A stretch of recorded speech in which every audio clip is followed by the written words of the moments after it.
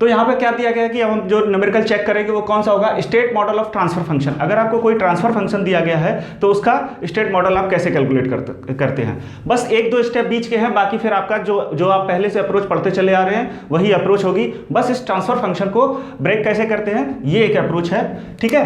तो अभी ये किसमें है, एस डोमेन में है। आपको जो स्टेट स्पेस एनालिसिस है वो टाइम डोमेन में चलती है, तो आपको बस ट्रांसफर फंक्शन को एस डोमेन से टाइम डोमेन में ले जाना है। बस इतने एडिशनल स्टेप्स हैं, बाकी का सब जैसे कि पहले आपने न्यूमेरिकल्स में कर रखा है सेम वही अप्रोच लगेगी।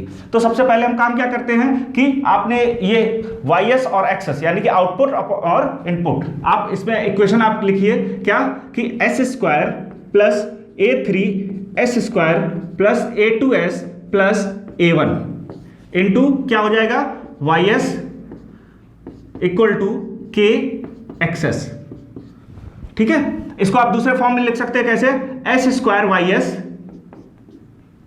Plus a3 S square Y S plus a2 S Y S plus a1 Y S equal to K access.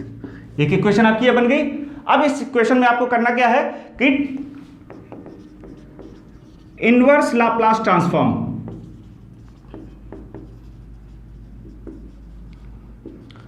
इस इक्वेशन में आपको इनवर्स लाप्लास ट्रांसफॉर्म लगाना है। तो इनवर्स लाप्लास ट्रांसफॉर्म आप लगाएंगे तो क्या आ जाएगा कि S square Y S, oh sorry this is S3, तो ये क्या हो जाएगा S3 YS, ओके।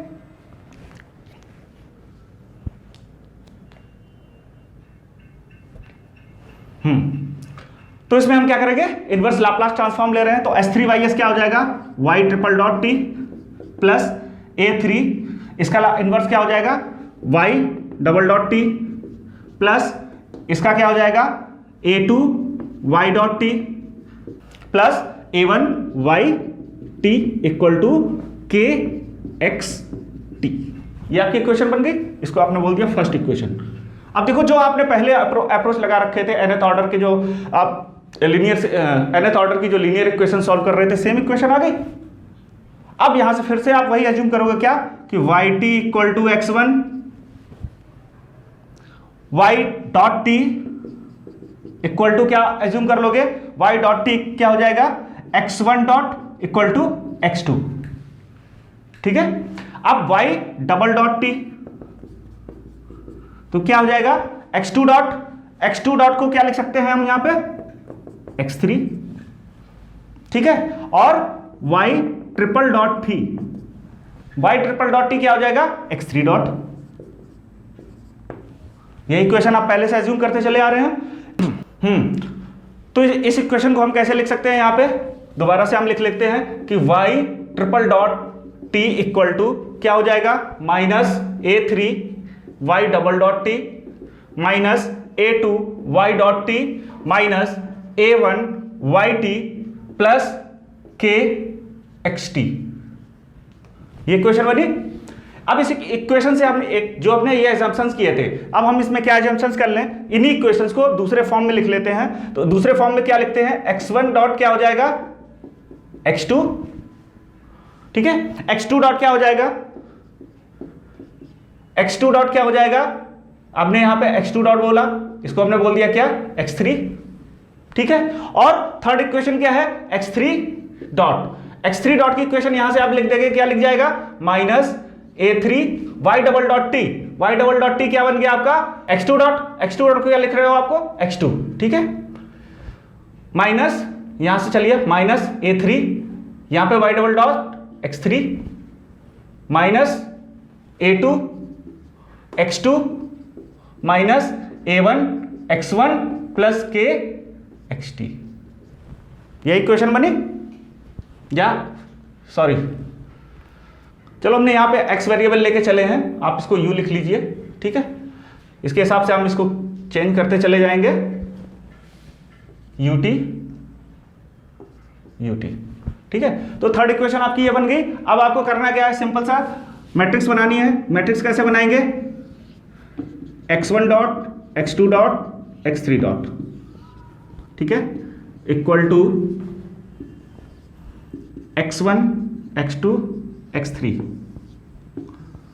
देखो x1 डॉट के में क्या है, सिर्फ x2 का कंपोनेंट है या x2 का कॉफिशिएंट है, तो 0 1 0। सेकेंड इक्वेशन में, इसमें x2 डॉट की इक्वेशन में x3 का कॉफिशिएंट है 0 0 1। थर्ड इक्वेशन में क्या है, x1 का कंपोनेंट क्या है, -a1 minus a2 minus a3 plus third equation, first equation में u का कंपोनेंट 0, u2 का कॉफिशिएंट 0, थर्ड इक्वेशन में u का coefficient k 0 0 k, this is ut। आपने स्टेट इक्वेशन बना ली और इसी हिसाब से आपकी जो आउटपुट इक्वेशन बन जाएगी yt इक्वल टू 1 0 0 xt, ठीक है, 1 0 0 x1t। अब हम इसका ब्लॉक डायग्राम रिप्रेजेंटेशन देखते हैं कैसे होगा। कि आपने ब्लॉक डायग्राम रिप्रेजेंटेशन, ब्लॉक्स से कैसे डायग्राम बनाया जाता है, कैसे ट्रांसफर फंक्शन से डायग्राम बनाया जाता है, ये सब पढ़ रखा है। तो हम यहाँ पे डायरेक्ट, क्योंकि अब ये सिर्फ आप एग्जाम देने जा रहे हैं तो हम एग्जाम वाली अप्रोच बता रहे हैं। मैं मान के चल रहा हूँ आपने सब कुछ पढ़ रखा है कि यहाँ से u है, u किसके साथ मल्टीप्लाइड है, k के साथ, ठीक है। u का जो मल्टीप्लायर है वो क्या है, k है। यहाँ पे इसके कुछ समेशन होंगे, ठीक है।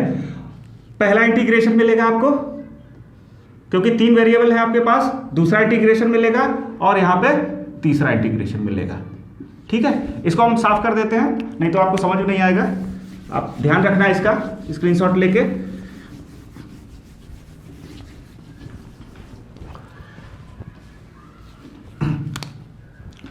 तो यहां से आपको क्या मिलेगा, x1 मिलेगा यहाँ पे, ठीक। यहाँ पे आपको क्या मिलेगा, सबसे पहले यहाँ पे क्या है, x3 डॉट है, तो x3 डॉट क्या बन जाएगा इंटीग्रेशन के बाद x3, और ये क्या होगा, x2 डॉट के इक्वल होगा। x2 डॉट यहाँ क्या बन जाएगा, x2, और ये किसके इक्वल होगा, x1 डॉट के। x1 डॉट क्या बन जाएगा, x1 बन जाएगा। x2 और x3, x2 और x1 के साथ कुछ कॉफिशिएंट्स है, वो कॉफिशिएंट कहाँ जाएंगे, आपके फीडबैक में जाएंगे। तो यहाँ से x2 का जो कॉफिशिएंट है वो क्या है, x3 का कॉफिशिएंट है a3, इसका x2 का कॉफिशिएंट है a2 एंड x1 का कॉफिशिएंट क्या है, a1, ठीक है। ये तीनों सम होंगे, ठीक है। तो ये पॉजिटिव, यहां से ये गया पॉजिटिव, यहां से गया पॉजिटिव, यहां से गया पॉजिटिव, ये पॉजिटिव, और ये इसके साथ चला गया नेगेटिव, ठीक है। ये पॉजिटिव और ये नेगेटिव। सो नेक्स्ट न्यूमेरिकल हम देखते हैं कि नेक्स्ट न्यूमेरिकल में जो डिफरेंस है पहले वाले न्यूमेरिकल से वो क्या है कि पहले वाला न्यूमेरिकल भी ट्रांसफर फंक्शन से स्टेट मॉडल आपको निकालना था, इसमें भी ट्रांसफर फंक्शन से आपको स्टेट मॉडल निकालने हैं। लेकिन यहाँ पे चेंजेस सिर्फ क्या है कि वहाँ पे आपके ट्रांसफर फंक्शन में जीरोज नहीं थे, यहाँ पे ट्रांसफर फंक्शन में आपको जीरोज हैं, ठीक है। इस जीरोज के साथ अगर ट्रांसफर फंक्शन है तो उसका स्टेट स्पेस रिप्रेजेंटेशन कैसे करते हैं, बहुत छोटी माइन्यूट सा चेंज है, आप बहुत जल्दी समझ जाएंगे। तो सबसे पहले यहाँ पे अगर इससे आपसे पूछा गया कि कोई भी एक ट्रांसफर फंक्शन दे दिया गया जिसमें जीरोस हैं और उसका स्टेट मॉडल पूछा गया, तो सबसे पहले आप न्यूमेरिकल को कहाँ से स्टार्ट करेंगे, आप इसको ब्रेक कर लेंगे, किसको, ys अपॉन us को आप क्या लिख देंगे, x1s upon us into ys upon x1s। अगर हम इसको ऐसे लिख लें कोई गलत बात हो जाएगी, नहीं होगी। तो अब हमने इसको इस फॉर्म में ब्रेक कर लिया, इसको भी हम लिख सकते हैं k upon s cube plus a3 s square plus a2s plus a1 into k यहाँ पे आपने ले लिया है, इंटू c2s प्लस c1, ये आप लिख लिए, ठीक है। अब आपने देखा होगा यहाँ पे दो आपकी अप्रोच हो गई। अगर हम x1s us की बात करें तो ये हो गया, ys अपॉन x1s आप ये ले सकते हैं, ठीक है। तो हम पहले फॉर्म को यहाँ से स्टार्ट करते हैं फर्स्ट टाइप से। तो x1s upon us equal to k upon s cube plus a3 s square plus a2s plus a1। Same numerical हम पहले कर चुके हैं, ठीक है, फिर भी आप देख लेते हैं, किसी का अगर छूट गया हो वो तो आप यहाँ पे चेक कर लीजिए। करना क्या होता है, आप इसको मल्टीप्लाई करते हैं तो यहाँ पे क्या आया, S cube plus a3s square plus a2s plus a1 into x1s, ठीक है, equal to k u s। अगला क्या करते थे, इनवर्स लाप्लास ट्रांसफॉर्म।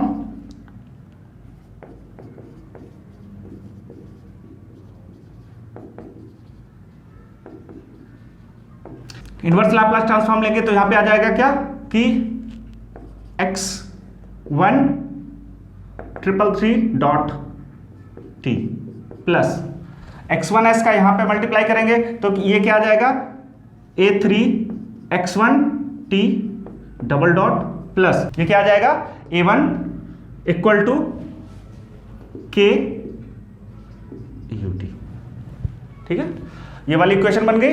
अब इस इक्वेशन से आपको क्या करना था, कुछ स्टेट वेरिएबल के एजम्पशंस करने थे। वो एजम्पशंस आप क्या करेंगे, x1 डॉट क्या हो गया आपका, x2, ठीक है, x1 डबल डॉट यानी कि x2 dot x3, x1 triple dot यानी कि x3 डॉट, ठीक है, ऐसे आप इसको एजम्पशन कर लेते हैं। इनको रीराइट कर लेते हैं। रीराइट करने में क्या हमें x1 x2 x3 की 3 इक्वेशन बनानी होती हैं, ठीक है, अब क्योंकि 3 वेरिएबल है, थर्ड ऑर्डर की इक्वेशन है तो 3 वेरिएबल अलग अलग बनाने हैं x1 x2 x3 के। तो x1 यहां से क्या हो गया आपका, x1 dot x2 dot x3, तो थर्ड इक्वेशन क्या बनेगी आपकी, x3 डॉट अगर हम इसको यहां पे लिख लें, इनको इधर ले जाएं तो a3 माइनस का x1 डबल डॉट क्या है, x1 डबल डॉट यहां पे देखो क्या है, x1 double dot will be x3, उसके बाद minus a2 x1 dot x3 minus a1 x1, ठीक है, माइनस a1 x1, और ये क्या हो गया, k ut, ठीक है, ये आपकी इक्वेशन बन गई। इसके बाद आपने क्या बना देना है, सिंपल सा वही जो पहले ट्रांजिशन जो मैट्रिक्स आप बना रहे थे, x1 dot x2 dot x3 dot equal to, आप क्या करोगे, देखो यहां पे क्या बनेगा, x1 डॉट की इक्वेशन में 0 1 0, इसकी में क्या बनेगा 0 0 1, और यहां पे क्या बनेगा a1 minus a2 minus a3 plus 0 0 k u, same equation बन गई आपकी, ठीक है। तो पहला पार्ट आपने सॉल्व कर लिया। दूसरे पार्ट की अब बात करते हैं, जो कि आपका क्या है, y s upon x1s equal to c2s plus c1, ठीक है। इसमें भी वही काम करते हैं, मल्टीप्लाई कर लेते हैं एक दूसरे को, ys equal to c2s x1s plus c1 x1s, ठीक है। सेम काम, इनवर्स लाप्लास ट्रांसफॉर्म, ys क्या बन जाएगा, yt c2 x2 plus c1 x1, ठीक है, यानी इसको आप लिख सकते हो yt equal to c1 x1 plus c2 x2, ठीक है। अब इससे आप इक्वेशन लिख दें तो yt इक्वल टू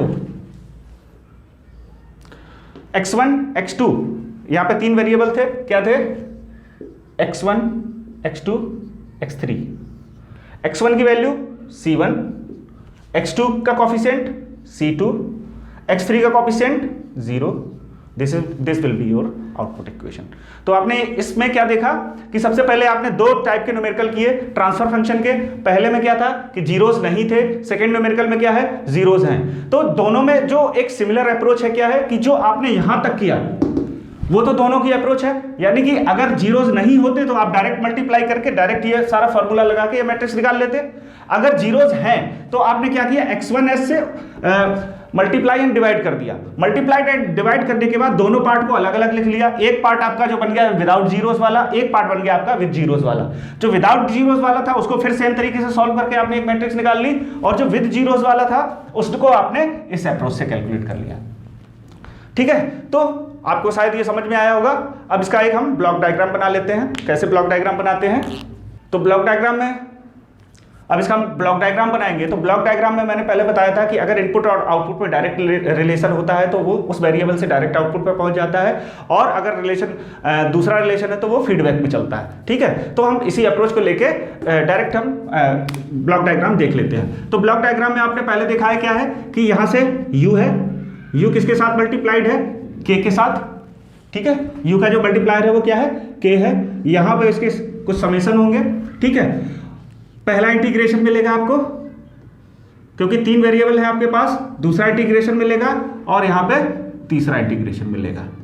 ठीक है, इसको हम साफ कर देते हैं, नहीं तो आपको समझ में नहीं आएगा। आप ध्यान रखना है इसका स्क्रीनशॉट लेके।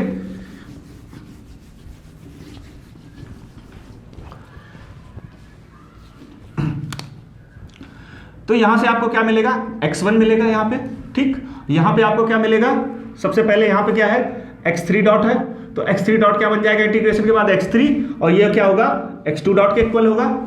x2 डॉट यहाँ क्या बन जाएगा, x2, और ये किसके इक्वल होगा, x1 डॉट के। x1 डॉट क्या बन जाएगा, x1 बन जाएगा। x2 और x3, x2 और x1 के साथ कुछ कॉफिशिएंट्स है, वो कॉफिशिएंट कहाँ जाएंगे, आपके फीडबैक में जाएंगे। तो यहाँ से x2 का जो कॉफिशिएंट है वो क्या है, x3 का कॉफिशिएंट है a3, इसका x2 का कॉफिशिएंट है a2, एंड x1 का कॉफिशिएंट क्या है, a1। ठीक है, ये तीनों सम होंगे। ठीक है, तो ये पॉजिटिव, यहां से ये गया पॉजिटिव, यहां से गया पॉजिटिव, यहां से गया पॉजिटिव, ये पॉजिटिव, और ये इसके साथ चला गया नेगेटिव। ठीक है, ये पॉजिटिव और ये नेगेटिव। तो यहां तक का आपने पहले से ही बना रखा है ब्लॉक डायग्राम रिप्रेजेंटेशन। अगर नॉन जीरो है तो आप सिंपल सा ये ब्लॉक डायग्राम आपका आ जाएगा, यहां पे क्या आ जाएगा, आउटपुट आ जाएगा। लेकिन यहां पे है क्या प्रॉब्लम आपके साथ, आपको जीरोस भी थे, यानी कि C2s प्लस C1। C2 कहां से निकल रहा था, x2 से निकल रहा था, आपने देखा होगा। यानी कि जब आपने आउटपुट निकाला था तो आउटपुट इक्वेशन आपकी क्या निकली थी, C1x1 प्लस C2x2, ये वाली इक्वेशन निकली थी। इस इक्वेशन में देखें कि अब कहां से डायरेक्ट चलेगा आउटपुट पे, C2x2, x2 कहां पे, यहां पे है। आपका आउटपुट कोई होगा y, ठीक है, उसमें अब 2 चीजें ऐड होंगी, C1x1 और C2x2।